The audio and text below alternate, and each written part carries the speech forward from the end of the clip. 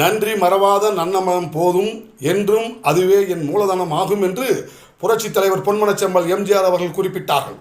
அதேபோல் திமுக காங்கிரஸ் கூட்டணி அரசு மன்மோகன் சிங் தலைமையில் இருந்தபொழுது நெய்வேலியினுடைய பங்குகளை எல்லாம் தனியாருக்கு தாரை பார்க்க முயற்சித்தார்கள்.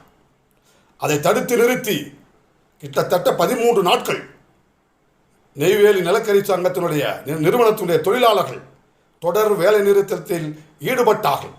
தொழிலாளர்களுடைய போராட்டத்திற்கு செவி மறுத்து அந்த போராட்டத்தின் நியாயத்தை உணர்ந்த இதயம் புரட்சித் தலைவர் அம்மா அவர்கள் மத்திய அரசிடம் பேசி, செபி போன்ற நிறுவனங்களிடமெல்லாம் பேசி